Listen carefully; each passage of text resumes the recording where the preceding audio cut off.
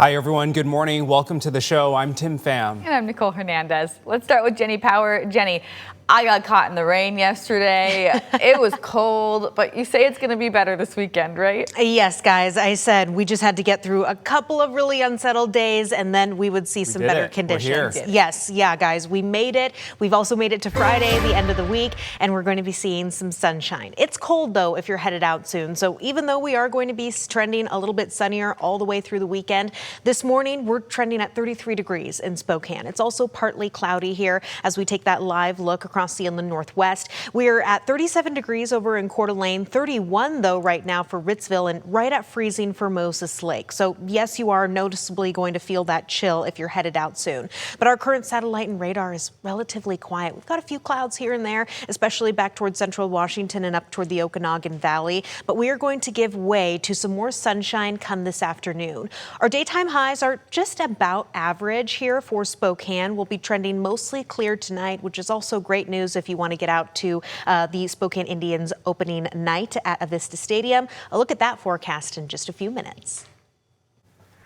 All right, here's a live look at the traffic impact this morning. Here we go on this Friday. Here's I-90 in Havana. Traffic moving great here. We're not seeing many vehicles out on the roadways, so we're off to a good start here. No major issues to report. There's a lot of construction going on around town, especially in some of the east and west bound arterials, such as Mission and right now on Sprague. We'll be talking about some of those projects coming up here on the show.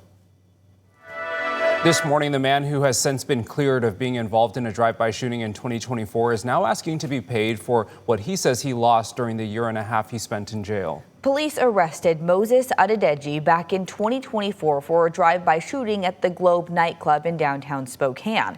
But in December of 2025, a jury found him not guilty. He is now asking the court to pay his $113,000 in legal fees, financial aid, and wages lost from the work he missed.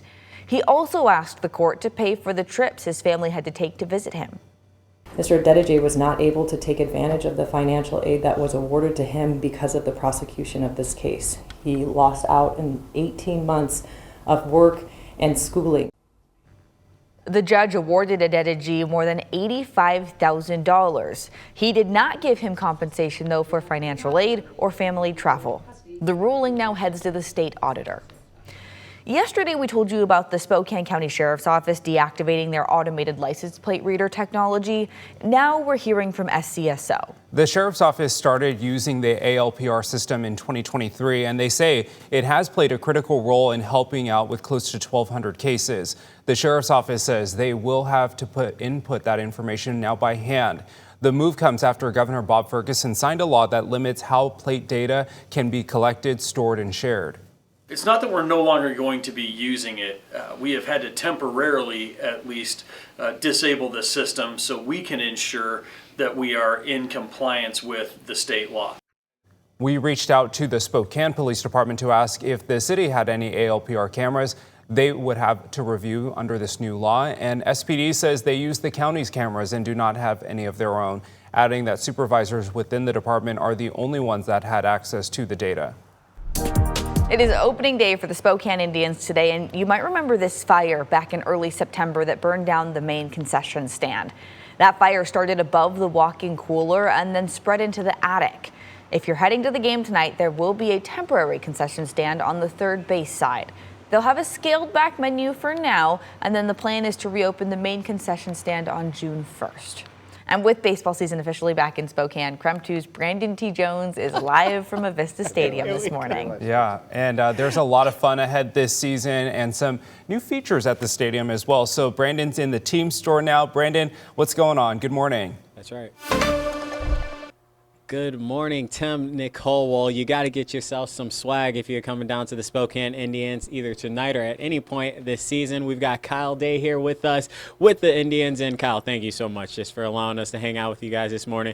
We've also got some special guests here. Before we get to that, though, Kyle, how are you feeling? I'm great. Yeah, opening day. It's like a holiday in baseball. I love it. No, it really feels great. And, of course, we've got some of the mascots here as well. We've got Doris, we've got Ribby, we've got Otto, and we just got some great energy, some great great vibes. Otto's looking at a new hat possibly for himself, so maybe we'll see that on his head at some point. This it's a little too small possibly, but that's all right. That's all right. Well, Kyle, how fun is this though, man? Because, like you said, it feels like a holiday, and I was just telling Nick not too long ago that everything about minor league baseball is fun because it feels so close. It feels like, the fan experience is just absolutely through the roof. It's awesome. Yeah, the community that we have here in Spokane and in the Northwest with the Spokane Indians, just getting to open the gates to Avista Stadium for the first time in the year, it's always so exciting.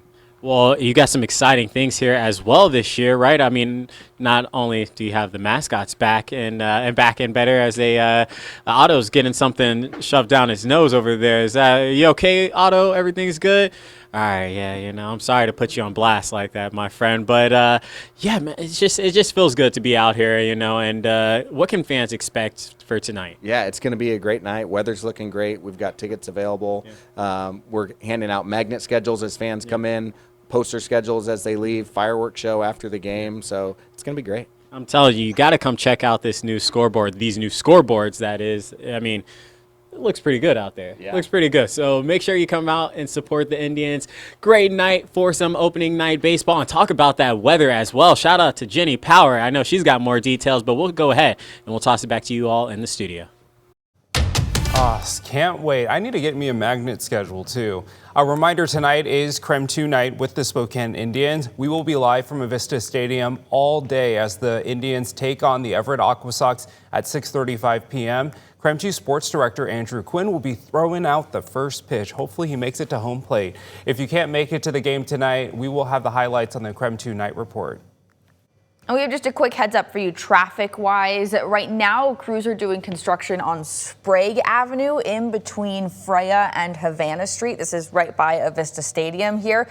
That area is going to be down to one lane in both directions. So if you can avoid it, it's going to be pretty busy. Instead, they say to get to the stadium either by using Havana Street or by using Broadway instead. And just so you know what's going on there, crews say they're working on ADA ramps as well as replacing the water main. And as we take a look at that opening day forecast here, if you do plan to be out there at Avista Stadium, the good news is that sunshine and clearer conditions are returning to the inland Northwest. It is going to be on the cooler side, so you'll want that Spokane Indians jacket. 46 degrees by the time that the first pitch happens. And then by the ninth inning, yes, we're still trending clear, but we fall into the low 40s. So that's just something to be aware of. As we take a look at your day planner for Spokane, we're a little bit cloudy through this morning, becoming partly cloudy and then eventually clear through this evening. So that's the good news there. I'm also tracking more sunshine and a warm up just in time for this upcoming weekend. And it's going to be great, especially to get outside for Easter Sunday. Looking ahead to tomorrow now, the Spokane Velocity is taking on AC Boise. This is the first time the two teams will be playing each other because this is AC Boise's inaugural season. KSKN 22 is the spot to watch that match tomorrow. Kickoff is 6 p.m. our time. New this morning, Spokanimal says they have entered a partnership with the Pets for the Elderly to help older adults welcome a new furry friend into their life. Spokanimal says they are one of 53 shelters nationwide partnering with the program. Pets for the Elderly provides a grant helping cover adoption fees for adults ages 60 and older who are low income. The grant will be offered on a case-by-case basis. Spokanimal says if you know someone who could benefit from the program, to reach out.